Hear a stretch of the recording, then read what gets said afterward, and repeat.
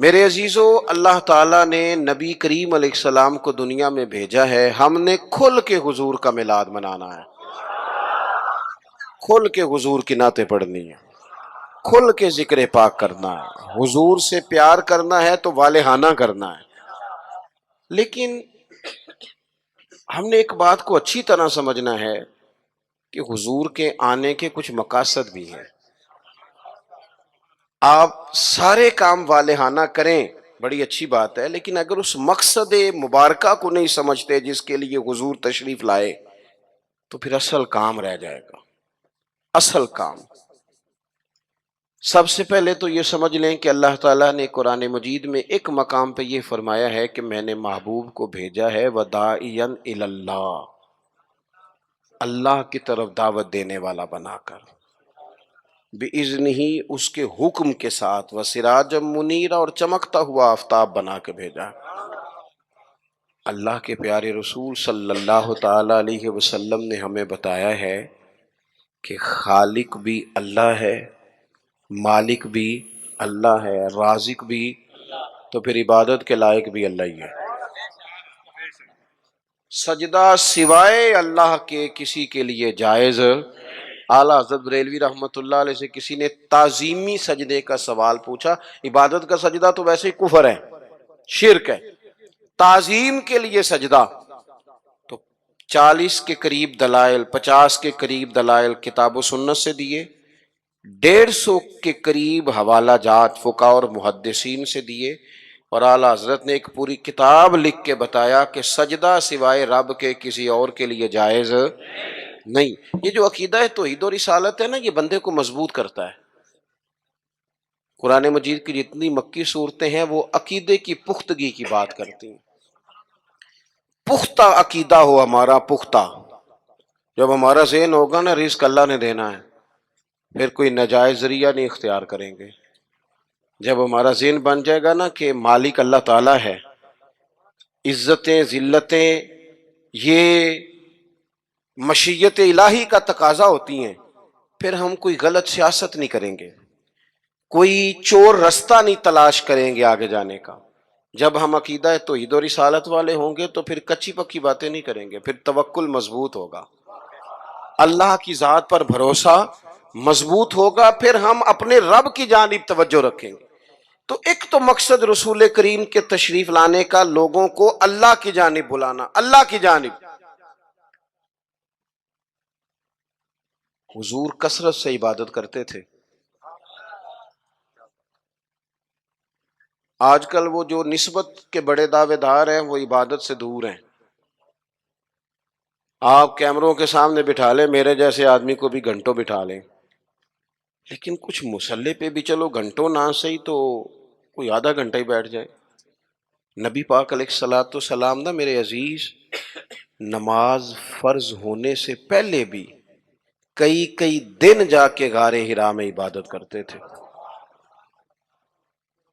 یہ جو لوگ کہتے ہیں نا کہ سارا کچھ ہونے کے باوجود میں پریشان ہوں، تو ان کی روح عبادت مانگتی ہے، ان کا دل عبادت مانگتا ہے، ان کی پیشانیاں سجدوں کو تڑپتی ہیں۔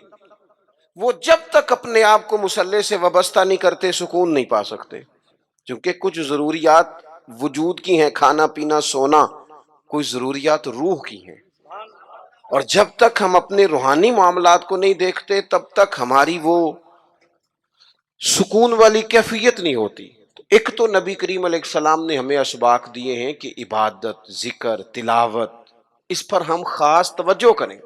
میں دیکھتا ہوں آج کل ہمارے ہاں اس بات کا چلن کم ہے۔ مثلا مجھے دعوت دینے والے دوستوں کی پیار سے محبت سے ایک بڑی تعداد ہے، آپ آ جائیں، آپ آ جائیں، بلکہ جس جگہ گئے ہوتے ہیں نا وہاں بھی کوئی 18-20 لوگ مل جاتے ہیں نئی دعوت دینے والے۔ میں اکثر کہتا ہوں یار جو پچھلے سال تقریر کر کے گیا تھا اس پہ عمل کر لیا سب نے؟ اللہ تعالیٰ کا فضل ہے یہ میرا روزگار نہیں کہ میں نے دوپہر کو بھی پیسے لینے ہیں تو شام کو بھی لینے ہیں، تو مجھے ذرا زیادہ جلسے مل جائیں گے تو دیہڑی اچھی ہو جائے گی۔ اللہ نے اس سے بے نیاز رکھا ہے۔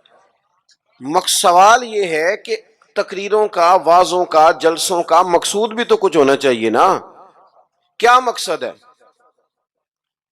روز 2 گھنٹے تقریر سنو اور عمل کب کرنا ہے؟ دین کو عملاً. دین اسلام اس لیے نہیں آیا کہ اس پہ کھل کے مقالے لکھے جائیں، اس پر کھل کے تقریریں کی جائیں، ایک ایک کریں یہ کام بھی ضرورت کے لیے، حرج نہیں، لیکن یہ تو عملی نفاذ کے لیے آیا ہے نا.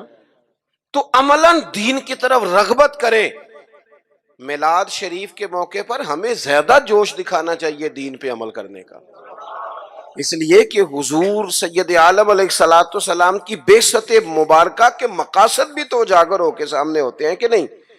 دوسرا مقام قرآن مجید میں اللہ فرماتے ہیں وما ارسلنا من رسول الا لیطاع باذن اللہ.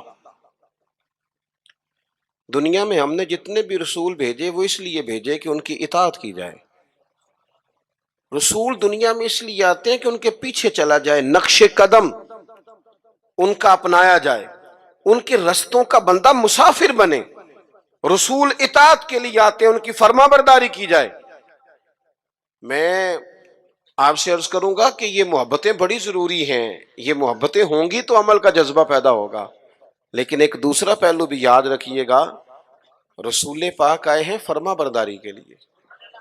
اگر فرما برداری نہیں کرتے، بات ہی نہیں مانتے، آپ جس سے بھی دعوی محبت کرتے ہیں وہ دلیل مانگتا ہے. تو حضور سے دعوی محبت ہے تو اس کی عملی صورتیں بھی تو ہونی چاہیے نا. ہر پیغمبر اس لیے آئے کہ ان کی فرما برداری کی جائے، اطاعت کی جائے. اور اگر کوئی میرے نبی پاک کی فرما برداری کرے پھر تو اس کا انداز ہی نرالا ہے. قل ان کنتم تحبون اللہ فاتبعونی یحببکم اللہ. فرمایا محبوب ان سے فرما دیں اگر رب سے محبت کرنا چاہتے ہیں تو آپ کی غلامی کریں. ملے گا کیا؟ اللہ خود ان سے محبت فرمائے گا، خود ان سے محبت. صحابہ کرام کے اندر نا حضور سے پیار کا جذبہ بھی والہانہ تھا، والہانہ. نبی کریم وہ آج کل کچھ لوگوں کو یہ بھی غلط فہمی ہوتی ہے نا جی مروج دکھائیں اس کا حکم ہے، حکم ہے یہ بھائی نہیں آپ یہ بتائیں. تو میں کہتا ہوں حضور نے حکم دیا تھا کسی صحابی کو کہ میں کلی کروں تو میرے منہ سے نکلا پانی چہرے پہ مل لینا؟ حکمن کہا تھا کسی کو کہ میرے ناک سے بلغم نکلے تو چہرے پہ مل لینے؟ کہا تھا. لیکن وہ ملتے تھے کہ نہیں ملتے تھے؟ والہانہ پن تھا، حضور کے ساتھ پیار تھا، والہانہ شوق تھا. لیکن جس طرح پیار والہانہ کرتے تھے نا والہانہ، اس طرح بات بھی والہانہ ہی مانتے تھے. بات بھی پیار ہم بھی والہانہ کرتے. ہمارے ہاں کہتے ہیں نعرہ لگاؤ پھر زور سے لگاؤ، پھر دونوں ہاتھ کھڑے کر کے لگاؤ، پھر جناب اس طرح کر کے لگاؤ. یہ ساری باتیں ٹھیک ہیں، یہ والہانہ پن ہے، اچھی بات ہے. لیکن یہ بھی تو بتائیں کہ حضور کی بات بھی والہانہ مانتے ہیں. ہمارے ہاں لے تو لاللہ ہے، گنجائش ہے، دیکھ لیں گے، کر لیں گے، شریعت کی رخصت پر عمل ہے. یہاں گنجائش مل گئی تو لے لو، یہاں مل گئی تو لے لو. صحابہ تو بات بھی والہانہ مانتے تھے. حضور جمعے کا خطبہ دے رہے ہیں، ایک شخص اٹھ کے کھڑے ہو گئے، اللہ کے محبوب نے فرمایا بیٹھ جاؤ. ایک صحابی اس کونے میں تھے ابھی مسجد کے قریب، ان کے کان میں آواز گئی بیٹھ جاؤ، وہ وہیں بیٹھ گئے. ایک اس کونے میں تھے. ہمیں واضح احکامات دین کے مل جائیں تو اس میں بھی گنجائش ڈھونڈتے. اس کونے میں تھے، کانوں میں آواز گئی بیٹھ جاؤ تو وہ وہیں بیٹھ گئے. اس کونے میں تھے ایک، ان کے کان میں آواز گئی وہیں بیٹھ گئے. اللہ کرے کہ آپ موبائل تھوڑے کم چلائیں اور میری بات زیادہ سنیں. دعا کی ہے آمین تو کہہ دینا، چلو دعا میں تو شامل ہو جائیں نا. اللہ تعالیٰ دعائیں تو کرنی چاہیے نا، اللہ قبول فرماتا ہے اپنے بندوں کی دعا. دوست واضح حکم ملنے کے باوجود بھی لوگ، واضح احکامات کے باوجود بھی اس میں لوگ گفتگو کرتے ہیں، کل پرسوں ترسوں کا نام لیتے ہیں. حضور نے مطلق کا نام نہیں لیا، جس کے کان میں آواز گئی وہیں بیٹھ گیا. یہ وہ نظارے ہیں جو زمین نے دیکھے ہیں، آسمان نے دیکھے ہیں. اتنی وارفتگی حکم ماننے میں، اتنی وارفتگی. بیٹھ گئے. تکمیل جمعہ پر محبوب نے فرمایا آپ کہاں تھے؟ یا رسول اللہ صلی اللہ تعالی علیہ وسلم وہ آپ کا حکم آیا تو میں اسی کونے میں بیٹھ گیا تھا. آپ کہاں تھے؟ حضور حکم ملا تو اس کونے میں بیٹھ گیا. آپ کہاں تھے؟ حضور حکم ملا تو میں اس کونے میں بیٹھ گیا. تو کریم فرمانے لگے نہ آپ سے کہا تھا، نہ آپ سے کہا تھا، نہ آپ سے کہا تھا، میں نے تو ان سے کہا تھا. کر یا رسول اللہ اپنے نام تو نہیں نہ لیا. سانو تے قید سجن دا گہنا ہے، او جینج رکھے اونج رہنا ہے. یا رسول اللہ آپ نے نام نہیں نہ لیا، حکم مل گیا بیٹھ جاؤ تو لہذا بیٹھ جاؤ. بات ماننا ہمارے ہاں نا آج کل پیری مریدی بھی اسی کا نام ہے. نذرانہ بھی وقت پہ دو، دعوت بھی مرید کرتے ہیں جتنی مرضی آپ کہو، روز کہو تو روز کھانا کھلاتے ہیں. آپ ان سے کہو کہ جناب میں آ رہا ہوں تو وہ تیار ہیں، پھول بھی لے کے کھڑے ہیں. لیکن اگر ان سے کہو بات مانو، پھر وہ کہنے تسی دعا کرو، ہے نا جی. نماز پڑھا کرو کہتے دعا کرو. کمال ہو گئی ہے بھائی. آپ باقی سارے معاملات کے لیے آپ پورے تیار ہیں، اور یہ جو فرما برداری ہے، یہ جو بات ماننا ہے، وہ کس نے ماننی ہے؟ وہ جس پر آپ کے شیخ نے، مرشد نے گھنٹوں تقریریں کی، وہ باتیں کس نے ماننی؟ کسی اور نے. کیا مانا ہے اس بات کا؟ کوئی گورکھ دھندا ہے کیا؟ آپ نعرے لگائیں، دعوی محبت کریں، اور جو ان کا اصل کام ہے. دیکھو وفادار وہ ہوتا ہے جو مشن کا ساتھی ہو. جو مشن کا ساتھی نہ ہو وہ ٹھیک ہے. پھر میرے ایک سنگی ہیں، مجھے ایک دن بڑی محبت سے کہنے لگے کہ جناب کھانا نہیں کھاتے آپ ہمارے گھر، کھانا ضرور کھائیں، ایک دن ضرور آ جائیں. میں انہوں آکھے یار توں آنا میرے نال رل کے 4 دن کو دین دا کام کرا. کہنے لگا نہیں وہ ٹھیک ہے کھانا. میں کہ کھانا تو یار ہر ہوٹل تو لب جاتا ہے، وہ تو چلو اللہ توفیق دیتا ہے، کوئی زیادہ اچھا کھا لیتا ہے، کوئی تھوڑا سادہ کھا لیتا ہے. روٹی تو جس کو اللہ تعالیٰ نے صحت دی ہے اسے روٹی مشن حسن ہے، ڈیوٹیاں ذمہ داریاں اصل ہیں. اور کھانے یہاں کوئی من پسند کھانے دنیا میں آئے ہم؟ من پسند چیزیں تو جنت میں ملیں گی، اور وہ ملیں گی اور مزہ آئے گا. ہمارے بزرگ تو فرمایا کرتے تھے زمین کے اوپر کام، نیچے جا کے آرام. یہاں کوئی کام کریں، کوئی ڈیوٹی کریں، کسی ذمہ داری کا اظہار کریں، کوئی خدمت سر انجام دیں، وہ خاص سطحی چیزیں اس سے باہر نکلیں. نبی کریم کی بات مانے والہانہ انداز میں. والہانہ حضور علیہ السلام نے جس مشن کے لیے پتھر کھائے، جس مشن کے لیے حضور طائف گئے، جس مشن کے لیے حضور نے ہر دشمن کو معاف کر دیا کہ لوگ مسلمان ہو جائیں، دیندار ہو جائیں. امت اس مشن کے لیے کیا کام کرتی ہے، کیا ڈیوٹی کرتی ہے؟ کبھی دل میں تکلیف ہوئی ہے کہ آپ تجربہ کر لیں، سارے لوگ عید کی نماز پڑھنے بھی نہیں آتے، اس لیے کہ کچھ ایسے ہوتے ہیں جن کی ساری رات دکان کھلی رہتی ہے اور سویرے سو رہے ہوتے ہیں. کچھ کہتے ہیں میں نے وعدے کیے ہوئے ہیں وہ میں نے پورے کرنے. عید کی نماز بھی سارے پڑھنے، لیکن رش اتنا ہوتا ہے کہ مسجدیں چھوٹی پڑ جاتی ہیں. اس کا مطلب یہ ہے اگر ساری مسلمان امت نمازی ہو جائے تو نئی مسجدیں بنانی پڑے، لیکن آپ باقی سارے کام کرا لیں شوق سے کر دیں گے. بھائی سجدے کا بھی ذوق پیدا کرو. حضور کی فرما برداری اصل ہے. تیسرا مقام قرآن پاک کا، قرآن مجید نے کہا کما ارسلنا فیکم رسولا منکم یتلو علیکم آیاتنا، جیسا کہ ہم نے تمہیں میں سے تمہیں ایک رسول دیے ہیں جو تم پر ہماری آیتیں پڑھیں گے، وَيُزَكِّيكُمْ، اور تمہارا تزکیہ کر دیں گے، تمہیں پاک صاف کر دیں گے. نبی پاک کی تعلیمات یہ ہیں کہ تو ظاہری طور پر بھی بڑا صاف ستھرا ہو. حضور نفاست کو پسند کرتے، صفائی کو محبوب رکھتے، خوشبو کا استعمال کرتے، مسواک کو محبت سے استعمال کرتے، ظاہری صفائی بھی. اور ترمذی میں موجود ہے حضور نے فرمایا اے انس بن مالک میرے بیٹے، ہو سکے تو صبح اس حال میں کرنا کہ تمہارے سینے میں کسی کا بغض نہ ہو. فرمایا یہ میری سنت ہے، اور جس نے میری سنت سے محبت کی اسی نے مجھ سے محبت کی. نرے دانت صاف کرنا ہی سنت نہیں، دل صاف کرنا بھی سنت ہے. باطن بھی صاف ہونا چاہیے، انسان کے اندر سے ساری بیماریاں نکل جائیں. عزیز دوست تزکیہ ہو، حسد سے خالی ہو سینہ، بغض سے خالی ہو. یہ جو روحوں پر بوجھ ہوتا ہے یہ حسد کا ہوتا ہے، یہ باطن پر دھبا ہوتا ہے یہ عداوت کا ہوتا ہے.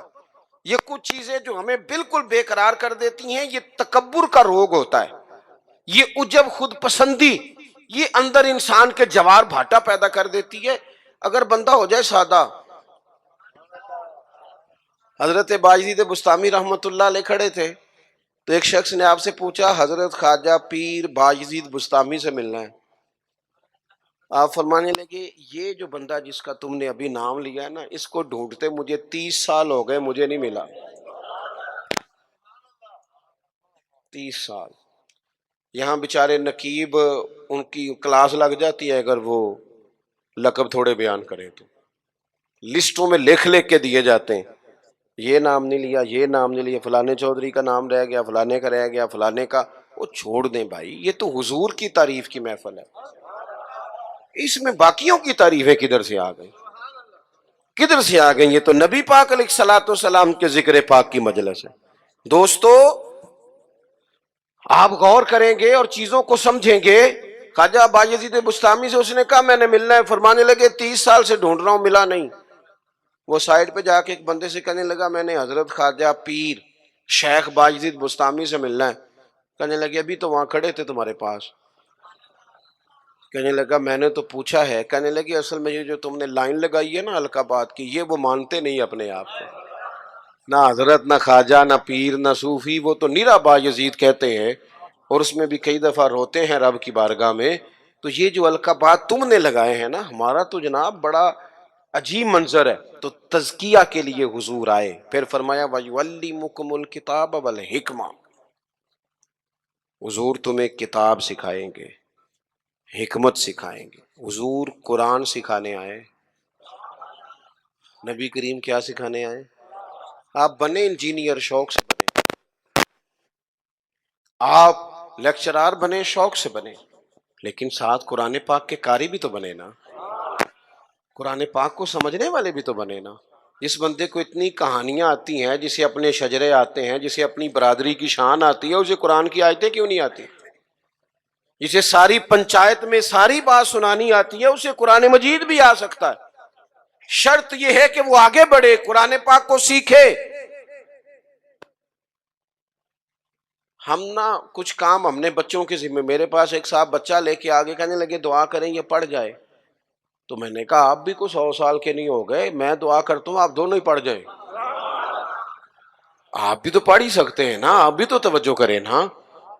ہم نا جناب وہ بعض لوگوں کا عجیب زاویہ نگاہ بن جاتا ہے، او بھائی آپ بھی پڑھ سکتے ہیں، آپ کیوں نہیں پڑھ رہے؟ او جی میری اب زبان موٹی ہو گئی ہے، تو میں نے کہا یہ کل آیا ہے واٹس ایپ، سب نے سیکھ لیا ہے، یہ کل ہے، ای میل کرنا بھی آ گیا لوگوں کو، اور کمنٹس دیکھنا بھی آ گیا، اور بڑے بڑے لوگ جن کو نہیں بھی توجہ جن کی ہونی چاہیے تھی ان کی بھی توجہ، یعنی میں تھوڑا مصروف زیادہ رہتا ہوں، اور اب تو کچھ طبیعت بھی ٹھیک نہیں رہتی، دعا فرمائے اللہ تعالیٰ کچھ کام لے لے۔ وہ کوئی دوست پوچھتا ہے کہ آج کل کیا کر رہے ہیں، تو میں کہنا کچھ بھی نہیں، بس ہڈیاں آنیاں جانیاں دیکھو، ادھر آ رہے ہیں اور ادھر جا رہے ہیں، میں یہی کام کر رہے ہیں، اس کے باوجود لوگ ناراض ہیں۔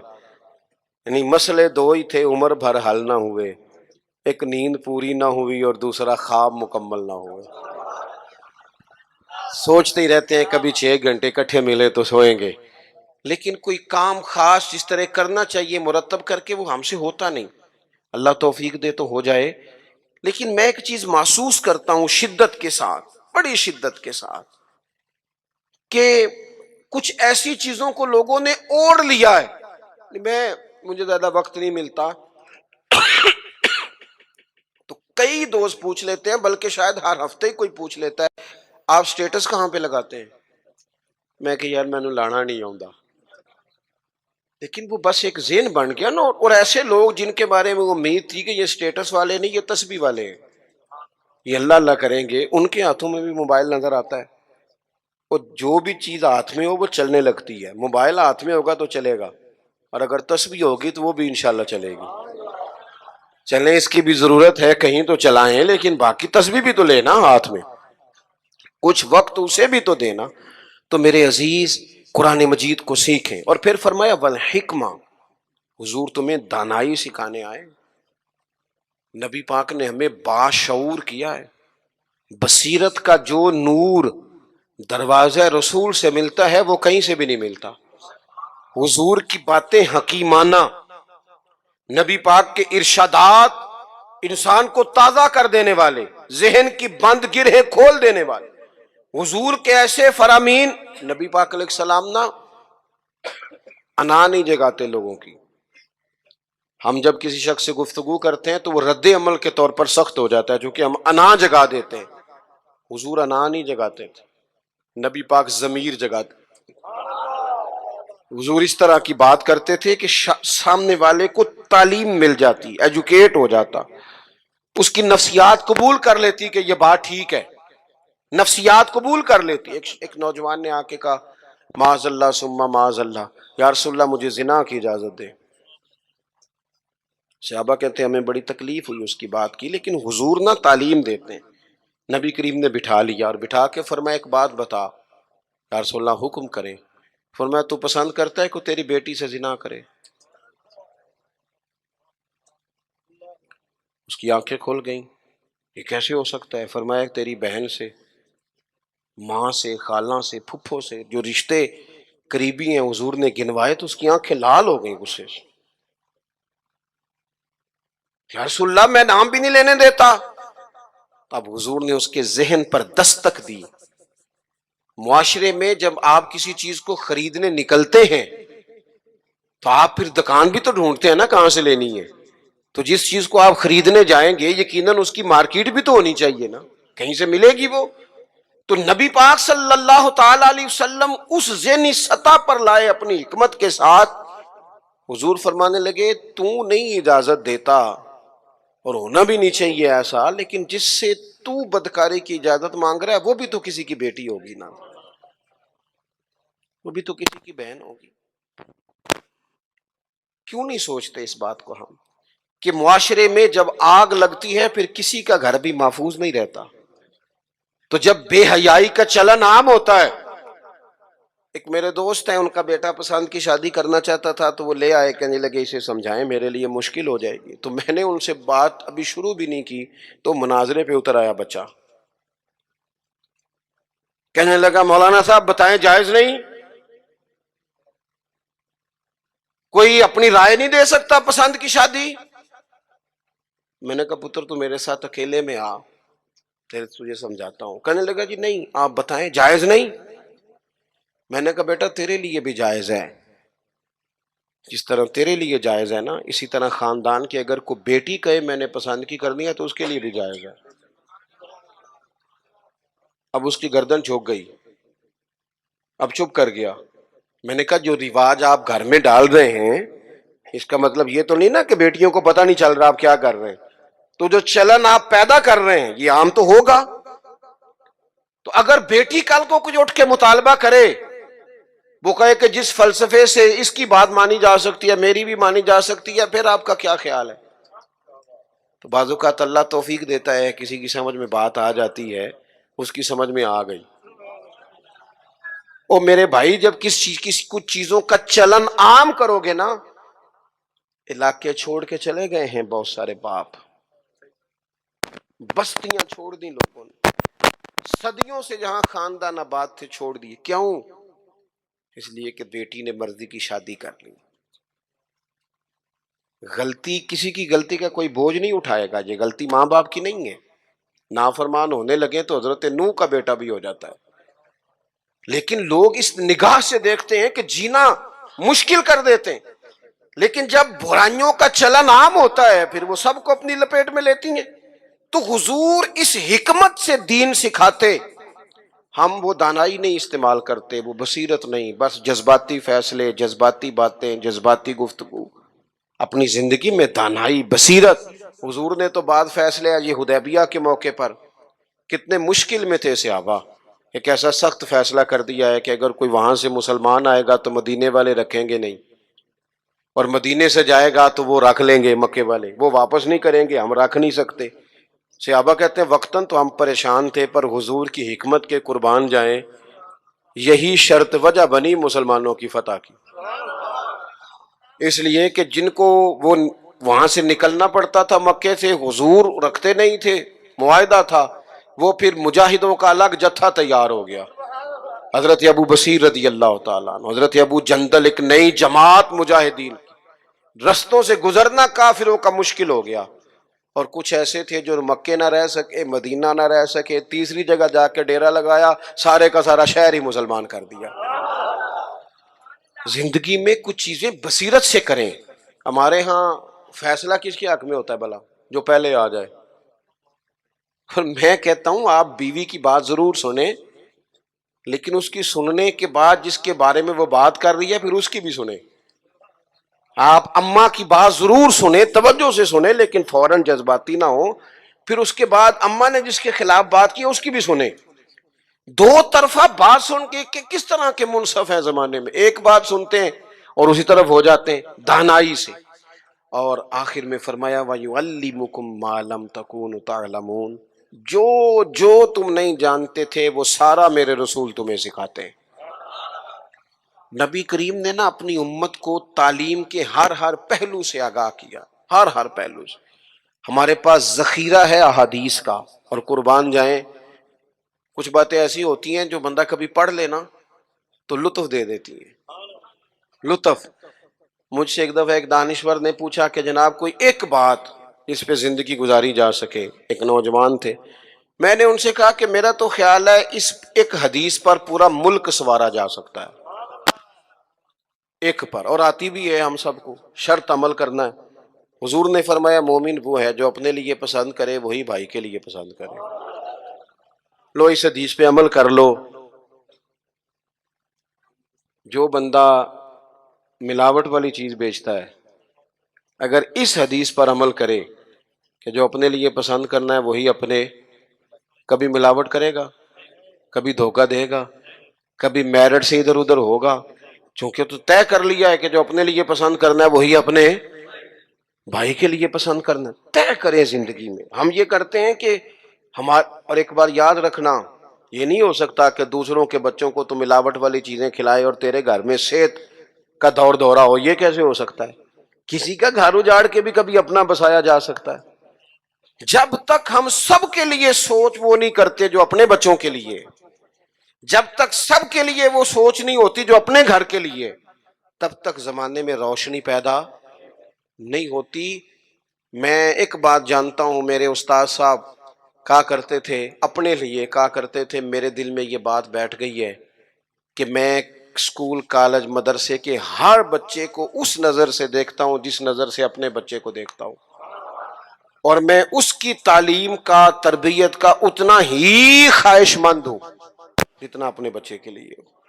آپ زندگی میں یہ اصول پیدا کریں، ویسے بھی لطف آئے گا، ویسے بھی ذائقہ آئے گا۔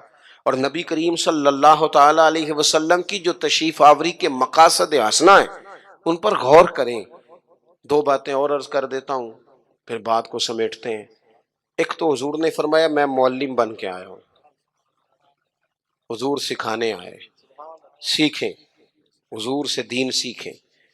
یہ جتنی تبلیغ امت میں آج ہو رہی ہے نا کتاب و سنت کی، یہ ساری حضور ہی کی تبلیغ ہے، اس لیے کہ حضور کی امت کے علماء جو صحیح معنوں میں مستند بات لے کے آتے ہیں وہ نبی پاک کا فرمان ہی آگے بیان کر رہے ہیں، یہ وہی تبلیغ ہے۔ دوسری بات یہ ہے کہ حضور نے فرمایا میں مکارم اخلاق کی تکمیل کرنے آیا ہوں۔ حضور اخلاقی رواج پیدا کرنے آئے ہیں سوسائٹی میں، معاشرے میں۔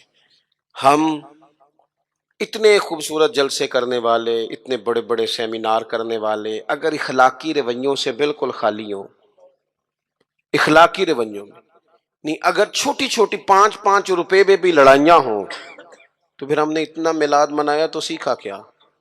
میلاد والے رسول تو آئے ہی اخلاق کی تکمیل کے لیے، اور ہمارے اخلاقی رویے، اور میں پہلے بھی شاید کہہ چکا ہوں پھر کہتا ہوں، اخلاق صرف میٹھا بولنے کا نام نہیں، میٹھا تو لوگ مطلب کے لیے بھی بولتے ہیں، صحیح بات کرنے کا نام اخلاق ہے۔ اچھی رائے قائم کرنا، صاحب الرائے، حکمت کے ساتھ وہ بات پہنچانا، یہ اعلیٰ اخلاق ہے۔ اپنی مزاجوں میں قومیں اخلاق سے آگے جاتی ہیں، کردار سے آگے جاتی ہیں۔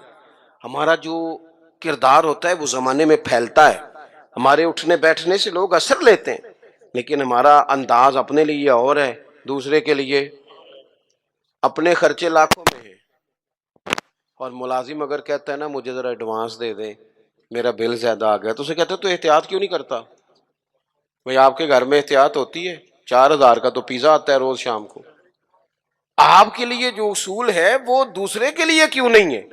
اور جو نصیحت آپ دوسرے کو کر رہے ہیں اس اخلاق پر آپ خود کیوں نہیں عمل کر رہے؟ تو حضور کے آنے کے جو مقاصد ہیں ان کو سمجھیں۔ ایک تو نبی پاک نے ہماری توجہ اللہ کی جانب کرائی ہے، اپنے مصلح کو، عبادت کو، توکل کو، صبر کو، شکر کو، قناعت کو، خودداری کو، اس پر توجہ دیں۔ دوسرا، حضور فرما برداری کے لیے آئے، نبی کریم کی ہم نے فرما برداری کرنی، غلامی کرنی۔ اور تیسرا، حضور نے ہمارا تزکیہ کیا ہے، ہمیں سارے باطن کے میل کچیل دھو ڈالنے ہیں۔ آپ یہ کریں گے تو اپنے آپ کو ہلکا پھلکا محسوس کریں گے۔ محبوب تعلیم کتاب و حکمت کے لیے آئے ہیں، ہمیں خوب محبت سے قرآن پاک سیکھنا ہے، خوب محبت سے دانائی سیکھنی ہے، اس کے مطابق زندگی گزارنی ہے۔ حضور معلم بن کے آئے ہیں، اعلیٰ اخلاق کی تکمیل کرنے آئے ہیں، ہمیں ان مقاصد کو حاصل کرنا ہے، ان کے لیے کوشش کرنی ہے، ان کے لیے سفر کر۔ کچھ لوگ کہتے ہیں جی میری تربیت نہیں ہو رہی، تو میں کہتا ہوں جناب سارا کچھ تو کتاب و سنت میں موجود ہے۔